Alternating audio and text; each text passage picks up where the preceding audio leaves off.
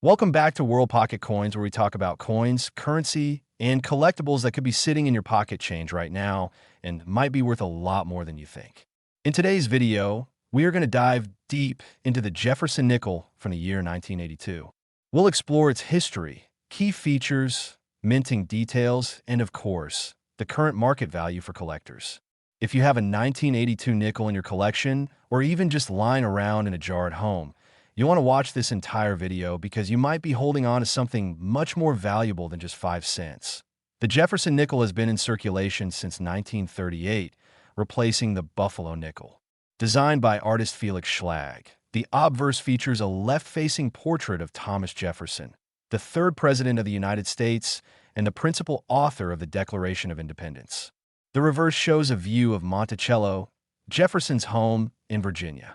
This design remained largely unchanged for decades, becoming one of the longest-running coin designs in United States history until modern redesigns in the 2000s. Now let's focus on the year 1982. This was a year of transition and economic challenges for the United States, marked by high inflation and unemployment.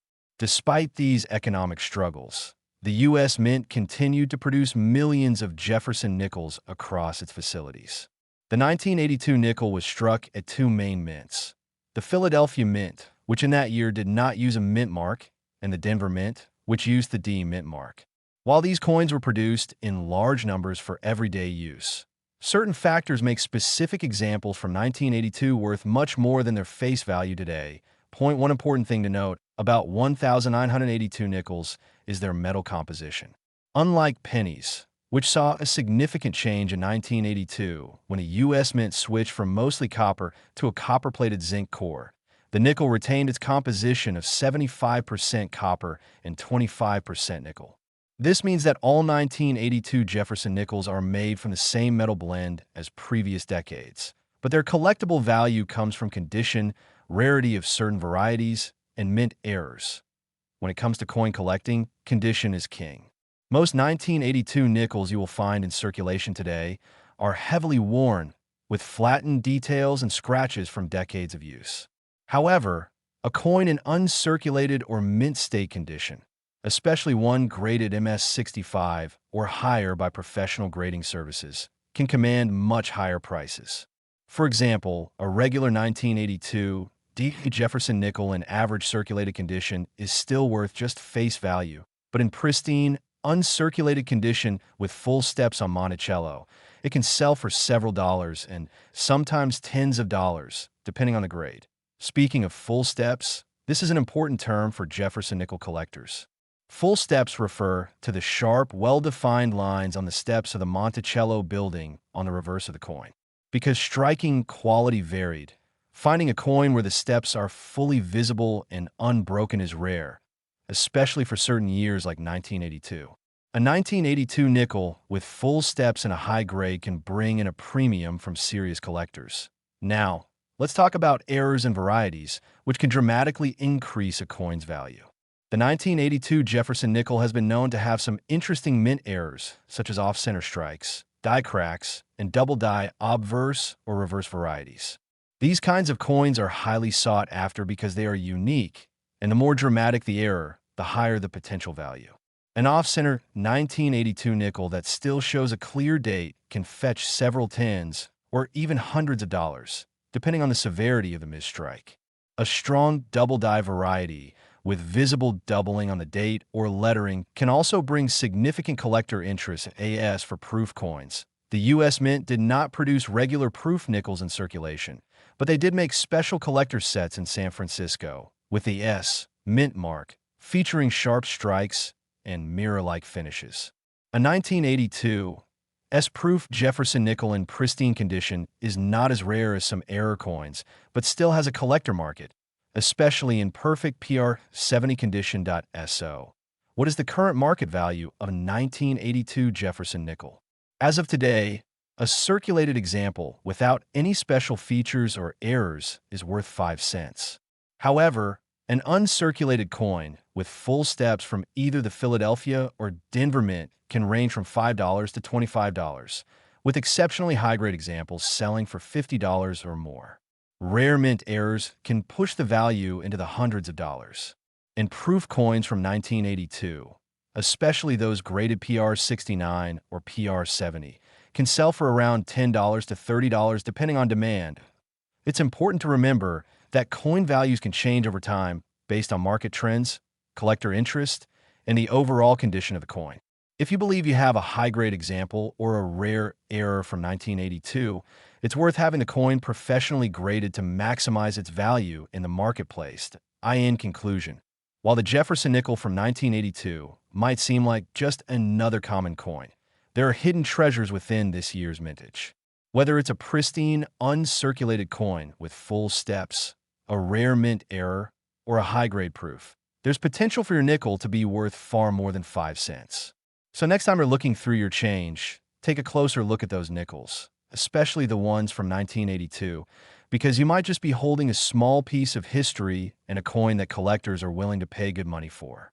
The Jefferson nickel is one of the most recognized coins in American history, and the 1989 Jefferson 5-cent nickel is no exception. While at first glance it may seem like an ordinary coin that has passed through the hands of millions of people, the truth is that certain examples of this coin can be worth far more than their face value. Today, we will explore the fascinating history of the Jefferson nickel, the details of the 1989 issue, and why collectors are willing to pay a premium for the right examples. The Jefferson nickel was first introduced in 1938, replacing the Buffalo nickel that had been in circulation since 1913. Designed by Felix Schlag, the coin features a portrait of Thomas Jefferson, the third president of the United States, on the obverse side. On the reverse side is a depiction of Jefferson's Virginia home, Monticello, with its distinctive dome and neoclassical design. Over the decades, the Jefferson nickel has undergone minor design changes, but the core look has remained the same, making it a familiar part of American pocket change for generations. The 1989 Jefferson nickel was minted at 3 different facilities: Philadelphia, Denver, and San Francisco. Philadelphia coins have no mint mark, Denver coins carry a D mint mark, and San Francisco coins bear an S mint mark. The Philadelphia and Denver coins were made for everyday circulation, while the San Francisco issues were proof coins intended for collectors. In terms of production numbers, Philadelphia struck over 664 million nickels in 1989, Denver produced more than 570 million, and the San Francisco Mint made over 3 million proof coins. With such high mintages, most 1989 nickels in average circulated condition are worth only their face value of 5 cents. However, certain coins in exceptional condition or with rare errors can be worth much more. Collectors look for coins in high grades, such as mint state 65 and above, where the coin has never been used in circulation and retains its full original luster. A perfectly preserved 1989 nickel can sell for several dollars to even higher amounts depending on demand. But where the real value lies is in rare, minting errors. Examples include off-center strikes, double dies, and coins struck on the wrong planchet. Such errors can turn an ordinary 5-cent coin into a collector's treasure worth hundreds of dollars or more. Proof coins from the San Francisco Mint, especially those graded PR70 Deep Cameo, can also fetch impressive prices at auction. The current market value for a standard circulated 1989 Jefferson nickel remains 5 cents. Uncirculated examples can sell for $1 to $5, and high-grade certified coins can command $20 or more. Proof coins in pristine condition can bring $30 to $50, while rare error coins may sell for hundreds depending on rarity and condition. As of now, the record price for a 1989 Jefferson nickel is several $100s for a flawless, high-grade example sold at auction. When searching through your change, pay close attention to the date, mint mark, and condition. Look for sharp details on Jefferson's hair and Monticello's steps, as weak strikes are common. Use a magnifying glass to check for doubling or unusual marks that could indicate a mint error. Even though most 1989 nickels are common, the thrill of finding that one rare and valuable coin keeps collectors searching. In summary, the 1989 Jefferson 5-cent nickel may be an everyday coin, but certain examples can be worth a lot of money. Whether it is a pristine, uncirculated coin, a flawless proof, or a dramatic mint error, the value can rise far above its face value. The history of the Jefferson nickel adds to its charm, reminding us of the artistry and legacy of American coinage.